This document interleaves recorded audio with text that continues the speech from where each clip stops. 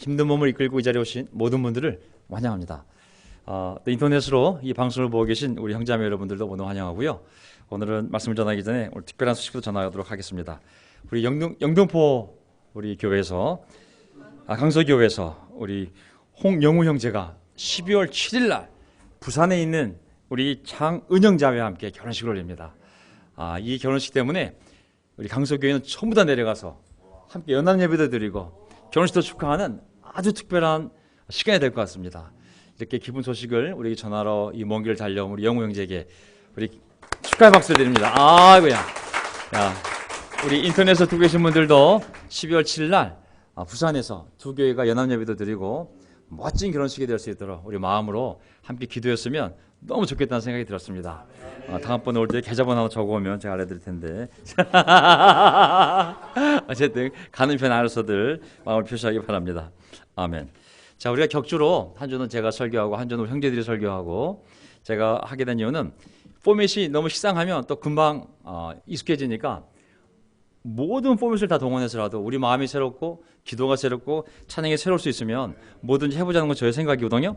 그래서 영원한 것은 말씀밖에 없습니다. 또 하다가 또 사람들이 너무 포맷이 익숙해지면 또 새로운 방법을 만들어서 우리가 하는 똑같은 말씀이지만 더 새롭게 들리고 또 새롭게 우리의 관계를 만들 수 있다면 뭐든지 저는 환영입니다. 그래서 제가 이번 주 하고 다음 주도 형제들이 하도록 하고요. 저는 오늘 설교 제목이 가난한 사람에게 기쁜 소식을 이런 제목으로 말씀을 나누도록 하겠습니다. 제가 궁금했던 것이 사도행전에 오순절날 사도들이 했던 첫 번째 복음에 대한 설교가 있는데 과연 예수님 했던 첫 번째 설교는 어디 있을까 생각해 보니까 누가복음 4장에 정말 예수님 했던 첫 번째 설교가 본문이 있더라고요. 그래서 그 내용을 보면서 제가 다시 한번 근본적으로 주제, 우리가 여기 모인 이유가 뭔가?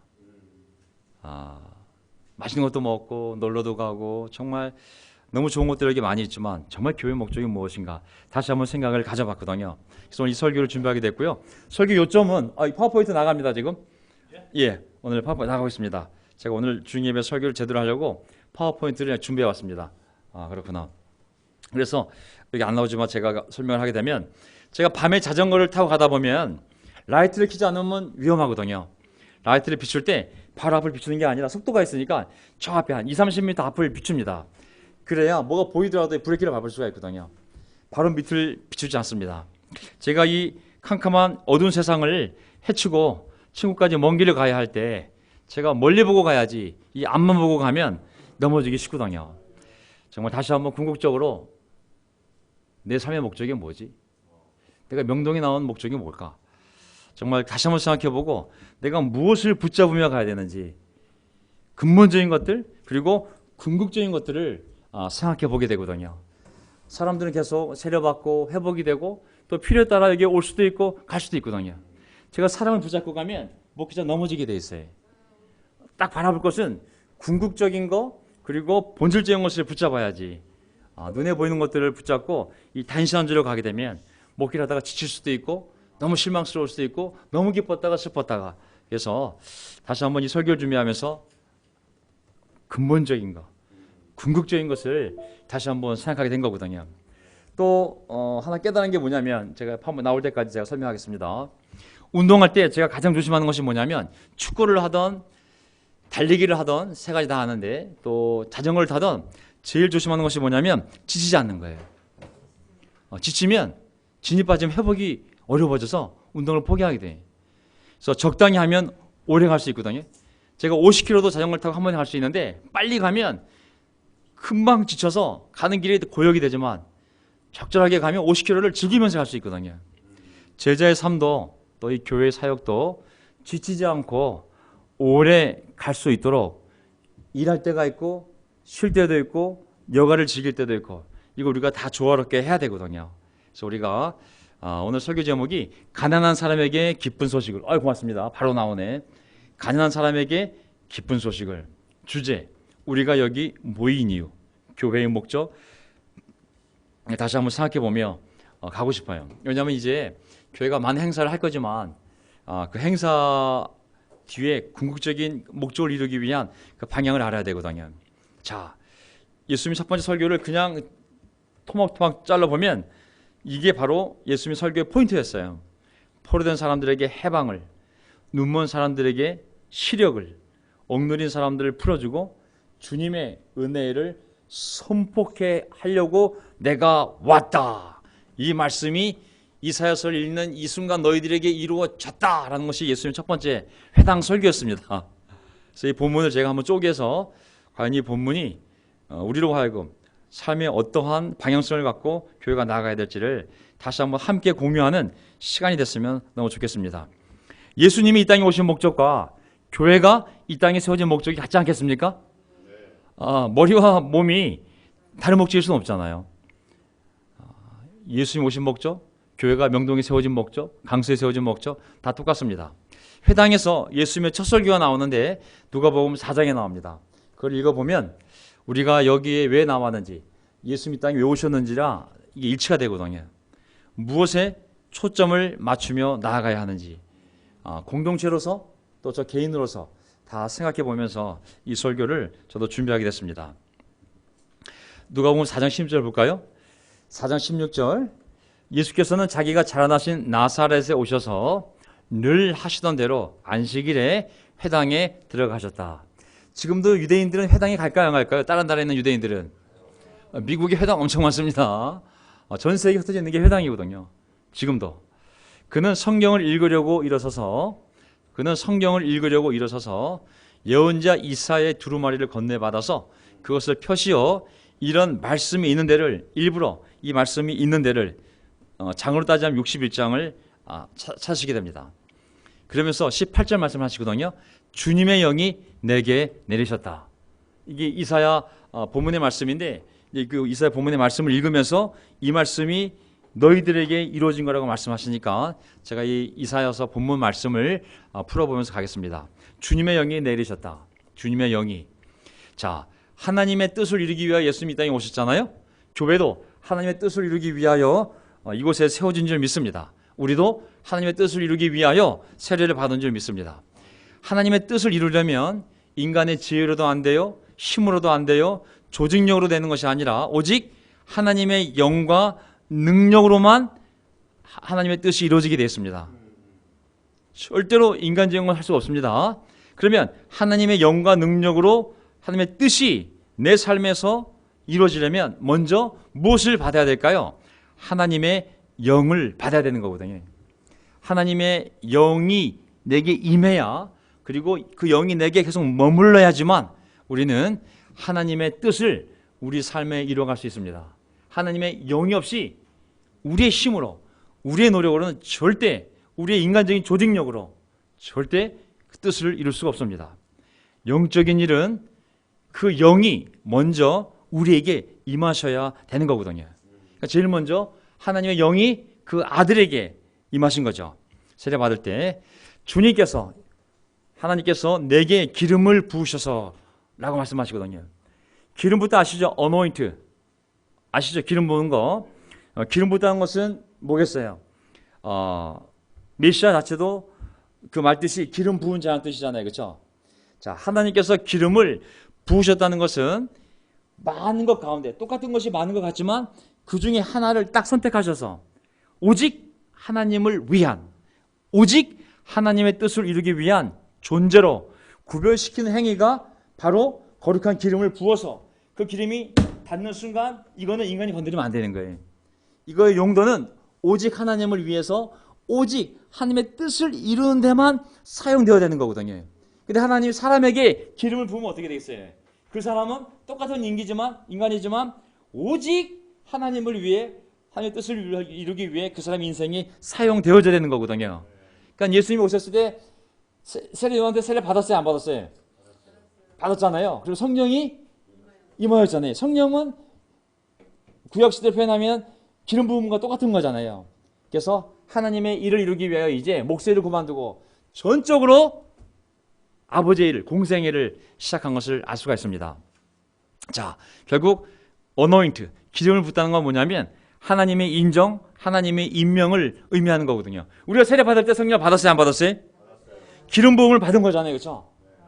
우리가 전적으로 하나님을 위한, 하나님의 뜻을 이루기 위한 삶을 살도록 하나님이 똑같은 사람들 중에 우리에게 세례라는 순종을 통해서 우리의 마음을 확인하고 우리에게 기름 부어서 하나님의 자녀로 삼아버렸어요. 자, 그렇기 때문에 이제는 우리가 우리의 뜻, 우리의 야망, 우리의 의지가 중요한 것이 아니라 오직 하나님의 주권, 하나님의 뜻만이 중요합니다. 왜? 우리가 기름 부음을 받았기 때문에. 그러니까 예수님도 이사야서에 어느 날 메시아에 대한 예언이 있는데 그가 제일 먼저 할 일이 뭐냐면 주님께서 기름을 부으신다는 그 예언이 있는 것처럼 내가 이제 주님의 기름을 받아, 임명을 받아 주님의 영이 내게 임한 거라고. 자, 이제 주님이 어떤 사람을 선택해서 임명해서 그에게 하나님의 영을 내려주시면 이제 그 사람이 할 일이 뭐냐면 가난한 사람에게 기쁜 소식을 전하는 거거든요. 메시아가 이 땅에 왔을 때 우리는 사실 메시아라는 단어가 잘 와닿지가 않거든요. 이게 유대 종교, 유대인의 종교잖아요. 이게 구약 종교가. 메시아라는 단어는 유대인들이 오랫동안 갈망하던 정말 아브라함의 후손으로 다윗의 씨앗으로서 우리를 구원할 놀라운 구원자라는 의미가 메시아인데 우리 사실 와닿지 않는 표현이지만 유대인들에게는 그 당시에 메시아라는 것은 눈물을 흘리며 정말 간절히 기다리고 있는 구원자가 바로 메시아잖아요. 지금도 유대인들은 예수님을 믿을 때 메시아 예수아라고 그래가지고 정말 유대인들이 예수님을 증오하며 거절하지만 그들이 말씀을 통하여 예수님이 메시아임을 확인했을 때 그 감동, 그 떨림, 그 열망은 엄청나거든요. 우리는 와닿지 않지만 그들은 이 메시아라는 단어가 예수아하고 맞물리면서 예수 그리스도라는 이 말을 들을 때 엄청난 감격과 감동으로 그들이 유대교에서 기독교로 개종함을 알 수가 있어요. 근데 어쨌든지 간에 그 기름 부은 자가 본격적으로 해야 할 일은 뭐냐면 가난한 사람에게 기쁜 소식을 전하는 거거든요. 더 푸어, 가난한 사람. 근데 재밌지 않습니까? 좋은 소식이 모든 사람에게 가면 좋은데 해필이면 왜 더 푸어일까요? 하우스 푸어. 정말 이게 부자는 아니고 가난한 사람에게만 그 굿뉴스를 전한다 그랬거든요. 저는 궁금했어요. 왜 부자들에게는 기쁜 소식이 안 될까? 여기서 가난이라는 단어를 이렇게 찾아보면 너무 재밌어요. 가난이라는 단어를 진짜 구사전이 아니라 이 엘라 사전을 찾아보면 그 이유를 알 수가 있어요. 그냥 우리가 생각하는 가난하는 것은 어떤 것이 모자라서 결핍으로 인해 어떤 것이 고통스러워요. 밥을 먹던 뭐 하여간 있어야 되는데 없으니까 그 결핍으로 해서 고통을 당하면 사람이 힘이 빠지면서 겸손해지지 않습니까? 좀 낮아지면서 겸손해져요. 이 가난한이라는 단어가 뭐냐면 하나님이 기름을 부어 이 땅에 메시아가 오시면 그 아들이 메시아가 오시면 가난한 자에게 복음을 전한다는데 왜 가난한 자에게 기쁜 소식을 전하냐면 가난이라는 단어가 말 자체가 뭐냐면 구걸하는 거지를 말합니다. 거지가 구걸하는 행위를 가난이라고 표현한 거거든요. 그러니까 아주 간절히 도움을 간청하는 아주 극빈한 아주 궁핍한 이게 바로 가난이라는 뜻이거든요. 뭐가 좀 모자라서 난 요즘 뭐 돈이 좀 딸려 이런 의미의 가난이 아닙니다. 이 가난은 절대 궁핍, 정말 거지가 너무 먹을 게 없어서 구걸하는 그 모습이 가난이라는 뜻이거든요.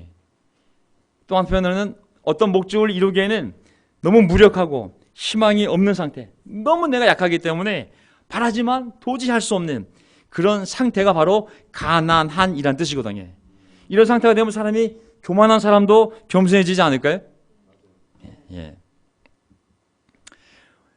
우리 경험상 부자들은 이미 세상에서 복락을 다 누리면서 높아지고 교만해져서 기쁜 소식을 전해도 와닿지가 않습니다. 그 기쁜 소식이 기쁜 소식으로 들리지 않습니다. 그래야 안 그래요? 선아 씨. 웃음이 나오죠? 그래서 부자가 하늘나라 들어간 것은 뭐가 뭐에 들어간다 그랬어요?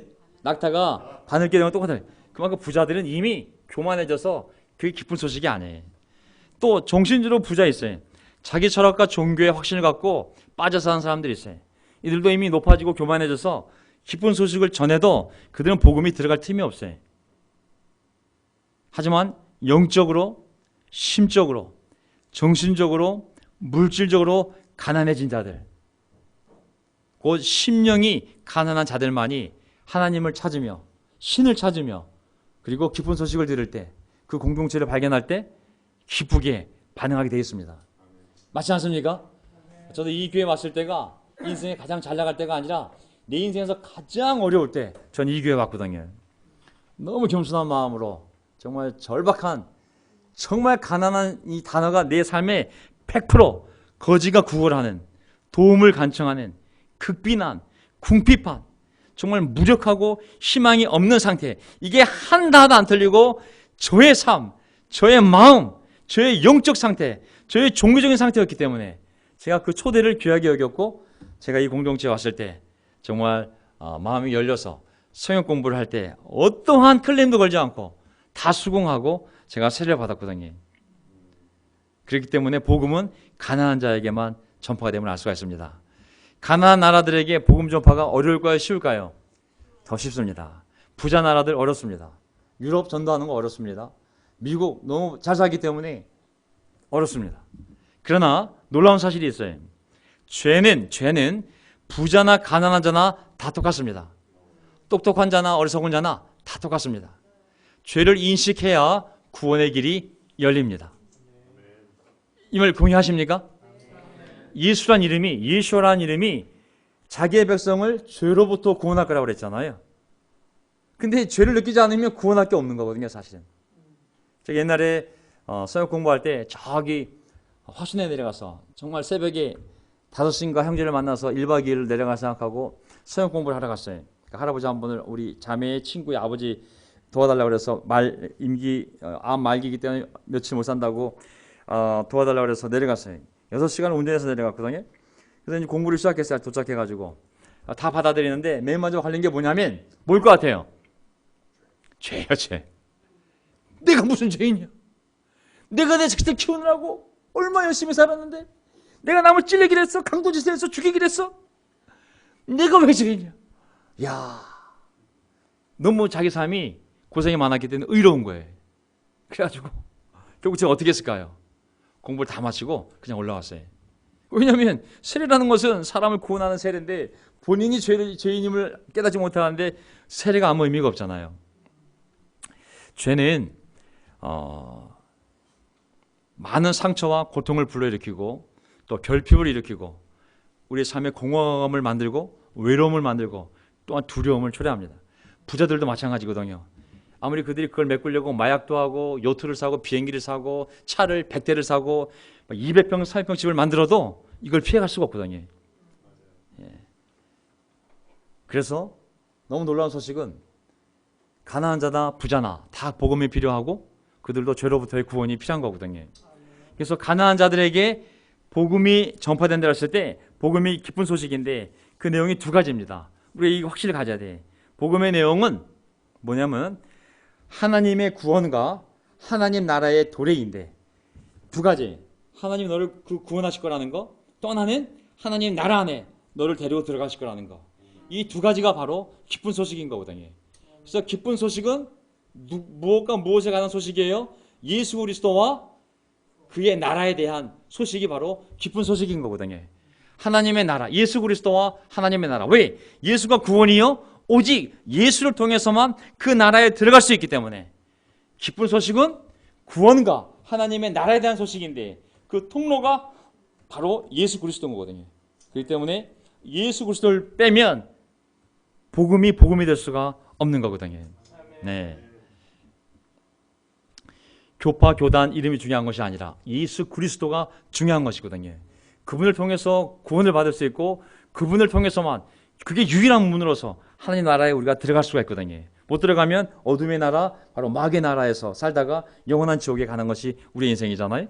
그래서 자, 다시 한번 돌아갑니다. 보세요. 가난한 사람의 기쁜 소식을 전하는데 기쁜 소식이 뭐냐면 그 핵심적인 내용이 바로 이 내용이에요. 자, 주님께서 나를 보내서 선포하셨다. 이게 시간 통과. 포로된 사람들에게 해방을. 첫 번째가 이거예요. 기쁜 소식의 내용이 뭐냐면 포로된 사람들에게 이제 해방을 맞이할 수 있다는 놀라운 소식을 전하는 거거든요. 해방, 자유. 누구에게? 포로. 포로 앞에 전쟁자 붙여보세요. 그럼 전쟁포로가 되잖아요. 그렇죠? 전쟁포로.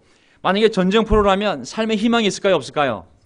남의 나라에서 노예로 종으로 산다는 것, 이건 절망적인 상황인 거거든요. 유일한 희망은 정말 풀려나서 내 가족의 품으로, 내 나라로, 내 고향으로 돌아갈 수만 있다면 이게 유일한 희망이잖아요. 바로 이 메시지인 거예요. 그 포로에게 넌 이제 풀려나서 너의 고향으로 돌아가 가족을 만나고 완전히 자연으로 마음껏 살 수 있어. 그 소식이 들렸을 때 얼마나 그것이 기쁜 일이겠습니까? 그 해방과 자유를 알려주는 것이. 그래서 이 단어, 해방이라는 단어에는 그 단어 의미 제가 찾아보니까 두 가지가 더 있어요. 해방 이꼬로 자유예요, 자유. 포로된 삶에서 풀려나와 완전히 자유로워지는 것. 근데 이 의미도 뭐냐면 용서와 탕감이라는 두 단어가 함께 담겨 있어요. 비유적으로. 용서는 어떤 사람이 죄를 지었는데 그 상처받는 사람이 용서한다는 건 뭐냐면 마치 그 사람이 전혀 그런 죄를 지은 적이 없는 것처럼 대해주는 거예요. 내 사람을 찔렀어. 막 피를 흘리고 죽어가는데 그래서 용서해줬어. 너는 날 찌른 적이 없어. 완전히 그냥 그 사실 자체가 없는 것처럼 대해주는 거예요. 그게 용서예요, 사실은. 인간은 용서 잘 못해요. 있어지지가 않잖아요. 말로는 용서할게. 그렇지만 속으로는 영원히 기억할 거야. 하나님은 용서한다 했을 때 마치 우리가 하나님께 전혀 죄를 안 지었던 것처럼 기억하지 않는다고. 이게 용서거든요. 이 용서는 같이 딸린 말이 탕감이에요. 탕감. 탕감은 뭐냐면 어떤 죄를 저지르면 죄와 벌이잖아요. 죄는 반드시 벌이 따라요. 죄는 용서받아도 벌은 치러야 되는 거거든요. 근데 사람들이 착각을 해요. 내가 죄를 지고 용서받으면 벌도 탕감받겠지? 그게 아닌 거거든요. 죄와 벌이에요. 죄와 벌. 죄는 용서받지만 벌은 치러야 되는 거거든요. 레위기를 보게 되면 물건을 훔쳤어. 들켰어. 그러면 용서해 주세요. 하나님이 용서해 줄게. 그러면 물건 안 갚아도 돼요? 갚아야 돼요. 보상과 변상이 있어요. 보상은 원래 거 그대로 돌려주는 거고 변상은 뭐예요? 마음을 위로주기 위해서 5배를 더 돌려줘야 돼. 이게 대가인 거거든요. 탕감은 뭐냐면 받을 벌마저 면제해 주는 게 바로 탕감이에요. 얼마나 놀라운 거예요. 내가 저한테 죄를 저질렀는데 그 사람이 내가 너 죄 지은 거 완전히 잊어버렸고 넌 죄 지은 게 아니야. 나 기억도 못해. 완전히 새로운 관계로 만들어져. 그리고 네가 계신 손에 잊어버려. 나는 더 이상 기억 안 해. 용서와 탕감. 이게 바로 해방의 의미인 거거든요. 우리가 세례받을 때 바로 이 해방을 받은 거 아니겠습니까? 그 죄와 죄책으로부터 그 두려움으로부터 완전히 하나님께 용서받고 탕감을 받은 거거든요. 그럴 때는 그 세례가 감동적이고 감격적이고 비포 애프터로 내 삶이 완전히 나눠지는 거거든요. 두 번째, 눈먼 사람들에게 눈뜸을 선포하고. 왜 그게 기쁜 소식이냐면 눈먼 사람들에게 눈뜸을 선포하고 장님에게 눈이 탁 뜨여지는 거거든요. 대단한 거 아니겠어요, 이거? 눈이 탁 뜨여진다는 거. 이것은 영적으로 보면 어둠에서 빛으로 정말 무지한 사람에게 지혜를, 참된 깨달음을 얻을 수 있는 능력이 생기는 거거든요. 죄가 죄로 보이고 선이 선으로 보이는 영적 시력을 회복하는 거거든요. 옛날 성경책이 단순한 베개에 불과했지만 어느 날 성경책의 한 구절 한 구절이 다 눈에 들어오고 다 나에게 하는 말이고 어쩌면 그 말씀이 달고 맛있고 정말 위로가 되고 힘이 되고 마치 나에게 주는 하나님의 맞춤형 코치인 것처럼 그 말씀이 다 들어오잖아요. 영적인 눈이 띄었기 때문에 그게 가능하잖아요. 옛날에는 지었던 죄가 어느 날 갑자기 이렇게 악한 죄가 똑같은 행위지만 그걸 죄로 인식하고 정말 똑같은 행위지만 이것이 얼마나 아름다운 행위인지 다 인식이 되잖아요. 왜? 영적으로 눈이 먼 사람들에게 영적 눈이 띄어짐으로 말미암아 진리를 진리로 인식하고 죄를 죄로 볼 수 있는 시력이 생긴 거 아니겠습니까? 이게 얼마나 놀라운 시력이에요, 사실. 아멘. 야, 죄가 죄로 보인다는 거, 선이 선으로 보인다는 거. 아멘. 이거 엄청난 죽었던 영이 살아남으로 말미암아 영적 시력이 회복된 거거든요. 눈이 안 보여 보세요. 얼마나 깝깝한지. 영적 두뇌 보세요. 얼마나 많은 죄가 들어오는지. 그게 이제 다 보이잖아요, 이제. 엄청난 기적이라고. 억눌린 사람들을 풀어주고. 잘 보세요. 저는 이 기쁜 소식, 이 복음의 능력은 단지 사람의 죄만 용서하고 탕감해 주는 것이 아니라 억눌린 사람들을 풀어주고, 이 릴리스라는 단어는 똑같은, 앞에 있는 자유와 똑같은 거예요. 억눌린 사람들을 자유롭게 해주고 해방시켜주고 같은 말이거든요. 자, 억눌린 자를 잘 보세요. 억눌린 자는 반편은 뭐냐면 그냥 마치 이게 막 억누렸다는 표현을 쓰니까 막 이렇게 억누린지만 그게 아니라 상처받은 자, 정말 자아가 깨진 자, 모든 트라우마를 갖고 있는 자, 이게 다 억누린 자거든요, 사실은. 이게 잘못된 세상 안에서 부모로부터의 고통, 관습, 시스템, 잘못된 종교, 그 안에서 받은 학대, 그 안에서 당한 고통, 이게 사람이 죽을 때까지 이게 사라지지 않거든요, 사실. 벗어나기가 정말 어렵거든요. 하지만 복음을 만나게 되면, 예수님의 사랑 안에 거하게 되면, 그분의 진리 안에 거하게 되면 이런 트라우마를 이겨내고 과거의 상처로부터 계속 영향을 받으며 자기도 잘못 산 삶이 아니라 완전히 상처를 벗어나서 그 고통과 억압에 벗어나서 완전히 새로운 마음을 갖고 새로운 인생을 살 수 있는 출발점이 바로 주어지거든요. 그게 바로 풀어주다는 의미입니다.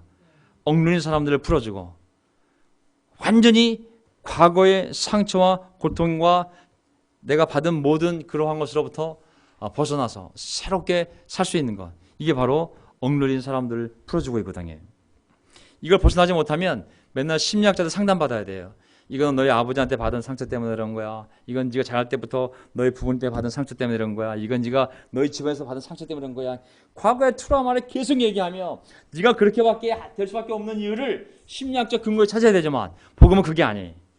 과거는 끝났다고. 너는 새로운 피조물이고 너의 삶은 완전히 새로 창조되었고 성령님이 과거의 고통의 사슬에서 너희 집안에 흐르는 그 가계의 저주의 사슬에서 완전히 끊어져서 너를 새로운 삶으로 가정으로 인도할 거라는 거, 그게 바로 복음인 거거든요. 그러면서 마지막 구절 2구절입니다. 주님의 은혜를 선포하게 하셨다.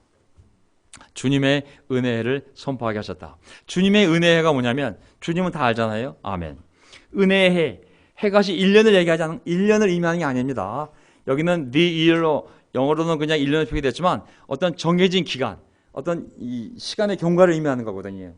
어떤 시간을 사람들에게 선포하냐면 너희들에게 지금 놀라운 시간이 주어졌다. 자, 이제 이 놀라운 시간 동안 예수님이 은혜를 베풀 거니 너희는 빨리 그 은혜 안으로 들어와라 하는 그 시간이 선포된 거예요. 은혜라는 단어가 영어로는 지금 favor로 되어 있지만 은혜라는 게 뭐냐면 손으로 받다, 어떤 환대를 받다라는 뜻이거든요. 그러니까 지금은 예수님이 오심을 말미암아 유대인뿐만 아니라 온 인류에게, 이방인들에게 어떤 선포가 이루어지냐면 너희들이 지금 손을 벌려 받을 때가 왔다는 거예요. 이제 너희의 고통이 끝나고 먼 자들이 눈을 뜰 수 있는 놀라운 때가 왔고 감옥에 갇힌 자들이 풀려나서 가족의 품으로 고향으로 돌아갈 수 있는 자유의 때가 왔고 억눌린 자들이 과거의 트라우마가 되었던 가족의 문제가 되었던 내 과거의 상처가 되었던 무엇이 되었든지 간에 그것부터 완전히 벗어날 수 있는 새로운 하나님의 은혜의 시간이 왔으니 너희들은 손을 벌려 받으라는 그 때가 왔다는 거예요. 제가 갔던 말, 구원 세일 기간이 왔다고.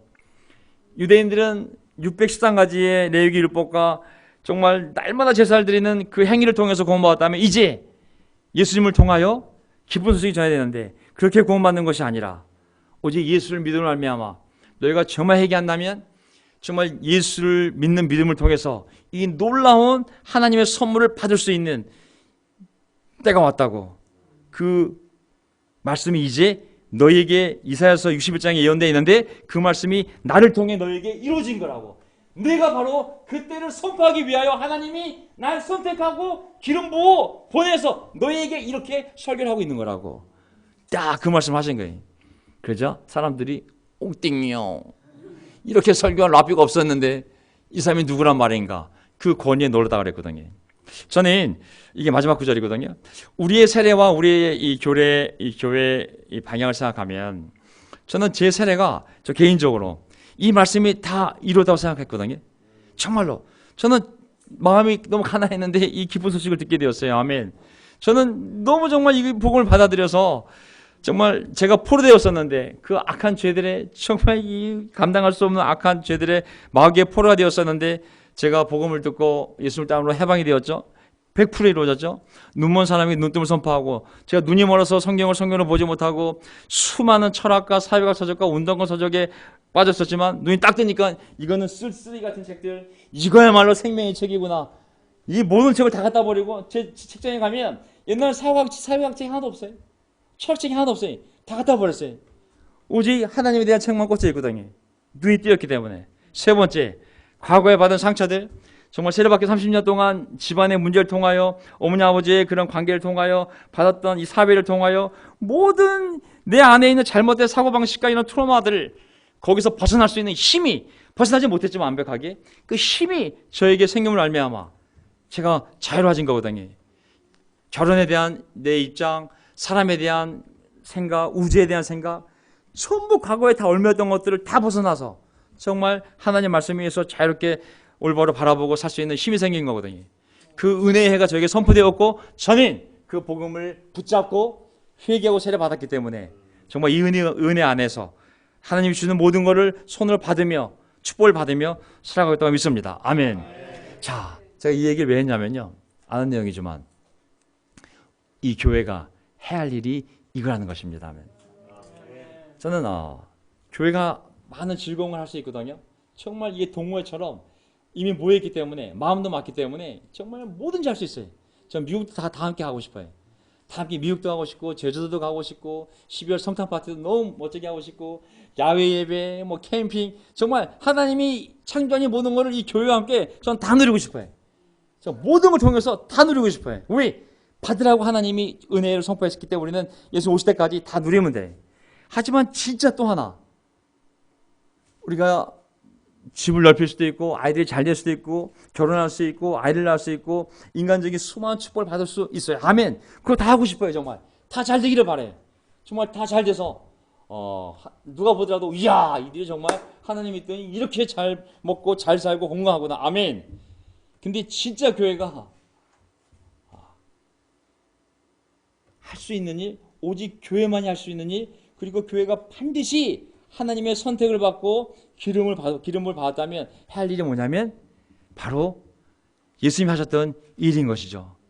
포로던 사람들에게 해방을 선포하고 눈먼 사람들에게 눈뜸을 선포하고 억눌린 사람들을 풀어주고 이제 주님이 너에게 왔으니 주님 안에 들어와서 함께 이 삶을 누리자고, 이것을 우리가 해야 되는 것이지. 그래서 여기서는 여기 강미숙 우리 자매가 아닌 것을 너무 기뻐요. 사실은 여러분 아시죠? 제가 주중 예배 때 쉐어링한 거, 우리 강선모 형제가 여동생을 이렇게 초대하기 위해서 노력하고 처음 왔을 때 그 다음 주에 제가 쉐어링을 했잖아요. 제일 기뻤던 거, 나는 우리 강수자매가 온 거에 대해서 너무나 기쁘다고, 나도 이 모습을 보면서 내 여동생과 화해하기 위해서 어머니에게 중재를 부탁하고 이미 했다고. 정말 저는 이 교회가 계속 이 예수님이 하셨던 이 첫 설교 내용처럼 우리가 예수님의 몸으로서 이 일을 계속해 나가면 이 두 가지, 아까 얘기했던 인간적으로 정말 명예와 장수와 건강과 영광, 그리고 하나님 창조한 것을 우리가 마음껏 누리는 것, 이 두 가지는 그냥 따라오는 것이 아닐까요? 우리가 이 첫 번째 걸 한다면, 주님의 은혜의 해를 가난한 자들에게 기쁨을 선포한다면 하나님이 아까 얘기했던 1번과 2번의 축복을, 그것이 결혼이 되었던, 자녀가 되었던, 집이 되었던, 직장이 되었던, 건강이 되었던, 부모가 되었던, 자식이 되었던, 뭐가 되었든 우리가 그 가난한 사람들에게 기쁜 소식을 전파할 수 있도록, 주님의 은혜의 때를 선포할 수 있도록 필요한 모든 것을 공급해 주시지 않을까요? 그 확신만 잃지 않는다면 저는 우리 숫자가 늘든 줄든 그건 우리가 알 바가 아니라 하나님이 우리 공동체를 축복하셔서 우리가 정말 언제 이 땅을 떠날지 모르겠지만 뒤돌아 보았을 때 우리를 통하여 하나님 구원하신 많은 영혼들, 정말 그들과 함께 기뻐하며 천국에 갔을 때 그것이 우리의 면류관이요 우리의 자랑이요 기쁨이 되지 않을까요? 저는 계속 여기에 초점을 맞추고 나아가겠습니다. 여러분들도 저와 함께 마음을 맞춰서 우리가 마땅히 해야 할 일을 정말 힘들지만 해나간다면 더 많은 영웅처럼 더 놀라운 결혼 소식이, 또 출산의 소식이, 그리고 승급을 하고 정말 놀라운 인간적인 영광을 받는 기쁜 소식들이 우리 삶에 또한 넘쳐나리라 믿습니다. 아멘. 우리 9시